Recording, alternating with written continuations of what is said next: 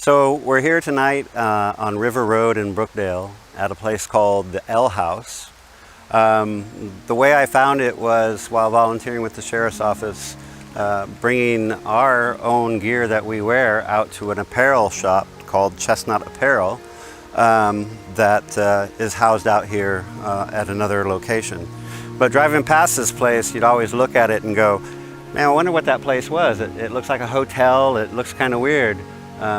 But never really paid any attention to it until we started trying to get into Blake Manor, which is across the river, San Lorenzo River.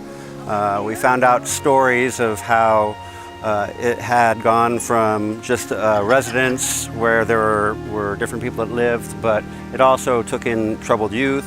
It took in youth with disabilities. It was a place that did many different things. We always thought that it happened over in the manor, and then lo and behold, I was talking to somebody and they said, oh, that house out there on River, the L House, that's where they housed all the kids and everything. And that's when it kind of all started to make sense. So talking to the owners, got them interested in us coming out here. We came and did a walkthrough this last Wednesday. Talked to some workers in here, got some great information. So we're out here tonight hoping to get into the residence and do an investigation, and we'll see what comes about.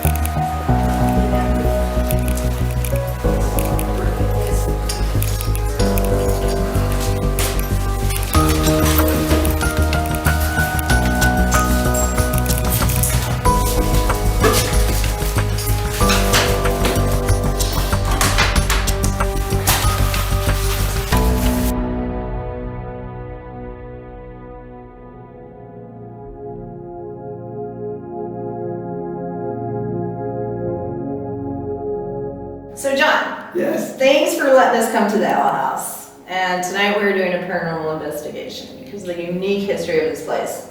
Can you tell me a little bit about the story behind the L House and why you got interested in it and what's going on? Right. Well, I grew up in Brookdale, so I've been here since third grade. So I don't know what that's probably about 5 when we moved to the valley. Okay. So we lived a couple blocks away in Larkspur. And as little kids, we used to venture down this street, and we actually used to sneak into this building back in the day, and it was kind of eerie and spooky because it was just closed up and abandoned, and it was very institutional. And as the kids, you weren't supposed to be in here, and we would just kind of run through it and just checking it out, being kids. Right. Was it abandoned at that time? Yeah, it was completely abandoned. Okay. Nothing going on here. And this was primarily for children, and then it became a rest home, is my understanding. I don't really know the history. You come in and you wonder, what type of history it has, because there are all these children here, and especially special needs, and you wonder what happened behind these walls. Right. It's kind of strange, the history, but I don't know that much. And that's what we're here to try and find out tonight. Go over the history, see if we can find any activity, and go from there. Okay, well, fill me in when you find out. All right. Okay.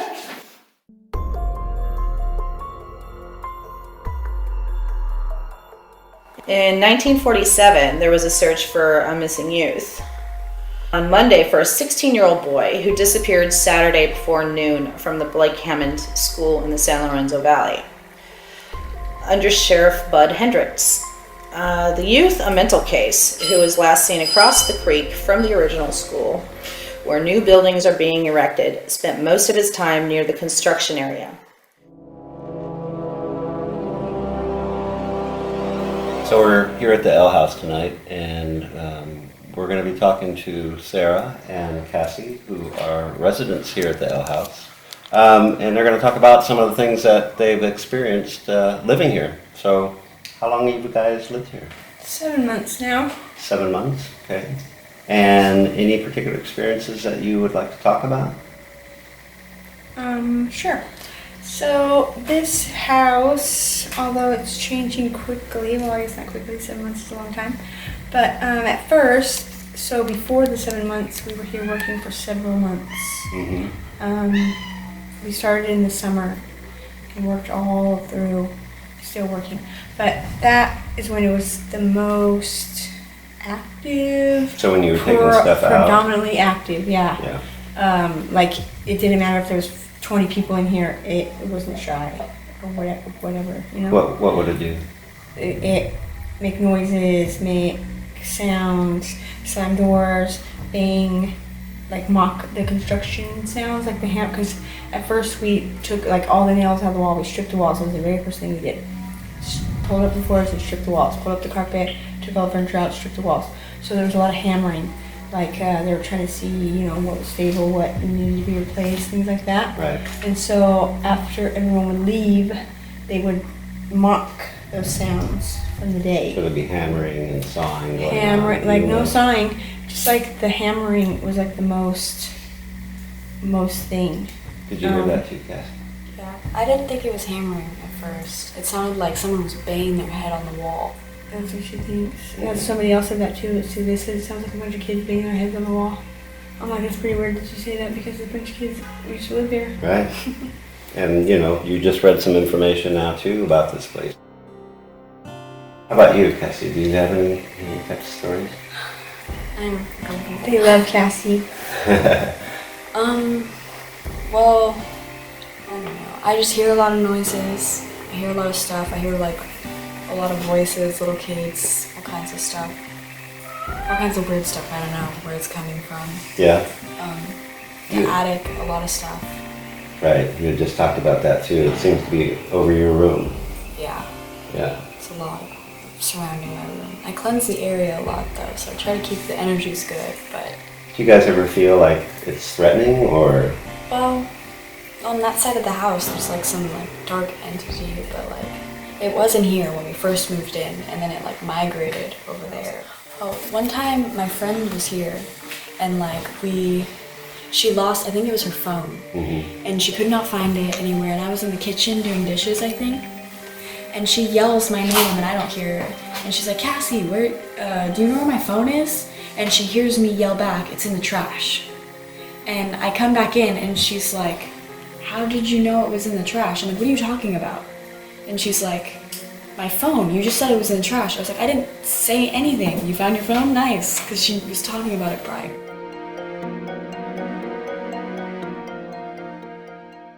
We're gonna shoot off a little EMF. Anything that's got the, the plates on it is Okay. totally quiet, totally tight. Perfect. Yeah. All right. So you'll see it. There is a room that's unlocked down there that has bedding and Yeah, that's the work someone's that belongings. we're supposed to stay out of there. Well, yes, I did. I opened it and closed.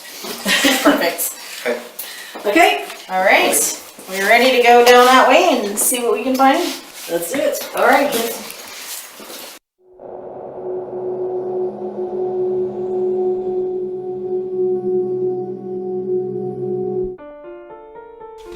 All right, so we're headed down what's part of the L House. It's been newly constructed that they're making into different housing units. Beth is going ahead and running baseline readings to see, just get baseline where we're at. So if we get any anomalies later on, we'll know. The activity that we've been told by the worker that works here has been down at this end, at this unit, where they've been doing all the construction and remodeling. So we're going to set up this evening down in this end, in these two rooms, and we'll start off to see if we can get some EVP sessions going. Very interesting readings right here, right now. Darn it. It's camera shy.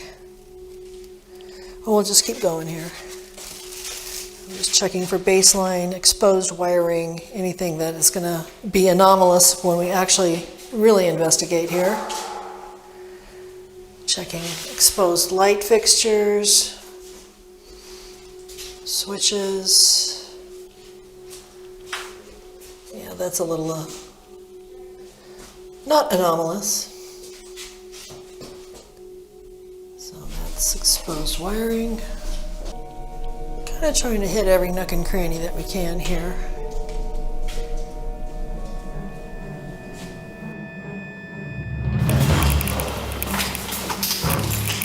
Oh, yeah. Holy crap, it's pagan, jeez.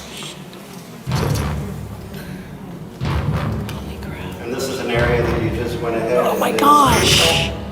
I just swept it, and I'm pegging at 3. Yep. This is going wild. It's hitting here too. This is wild. This is where I was reading the other day. Yeah. Holy shit. Maybe we should start in here. Yeah. Good idea.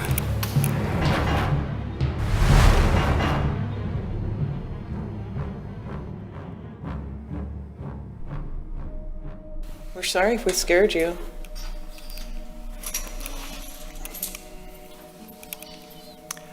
Are you one of the kids that used to live here? We brought M&Ms and soda. Would you like some? We got it in the other room. Looks like you're just sitting there. That's the mirror. That's not the mirror. Mirror's over there.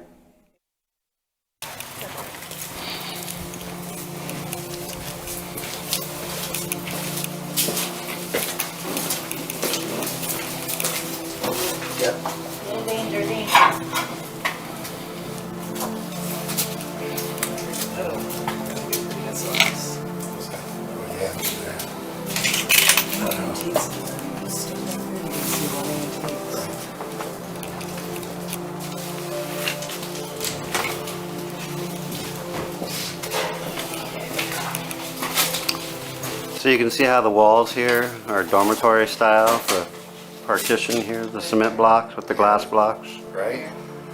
They have those in prisons too, to Oh, yeah. keep them separate. All brick. Mm-hmm. So that would have went throughout portions of this facility. It's so abandoned in here. There's equipment over there that it's like a medical tray. It's possible that this could have also been used for the infirmary.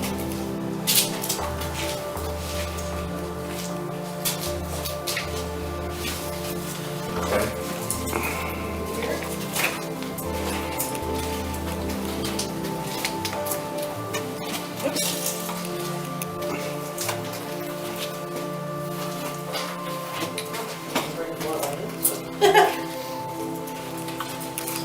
Oh, that's cool.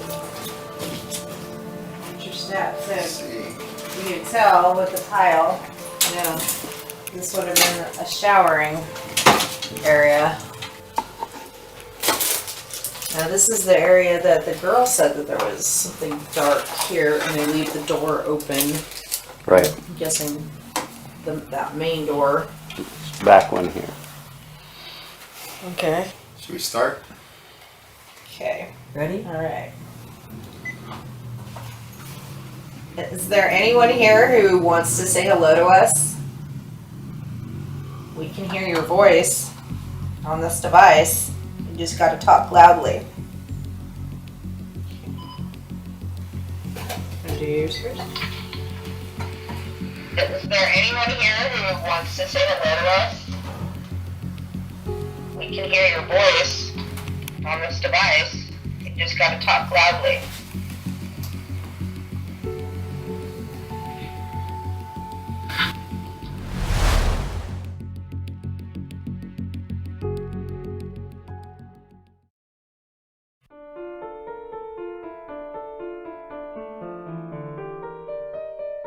Oh, whoa, whoa, whoa, whoa. It just lit up like wildfire. Here you are. Oh, Look at this. these are going off. Everyone's just going off. Get yours in there, Marianne, a little closer.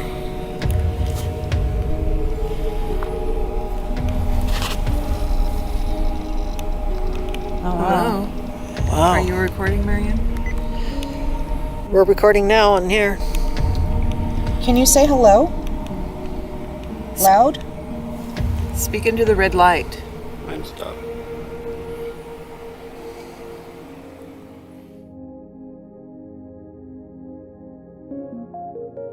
The San Lorenzo Valley is home to many ghostly locations. The L House is one of those, a former children's asylum and a subsidiary of the former Blake Hammond Manor. It continues to harbor more questions than answers. A facility for unwanted, defective, and disfigured juveniles, the L House has proven that uncovering its history can often be more valuable than uncovering its ghost. Our team was able to capture disembodied voices in the shower. We obtained multiple simultaneous K2 hits on top of the hill where the children's galley once stood. The SLS mapping device suggests the bedroom where a former owner passed still resonates in that room. The Santa Cruz Ghost Hunters team would like to thank John Chestnut and the Chestnut family for allowing us the opportunity to investigate this location, and we would be honored if you would have us back again.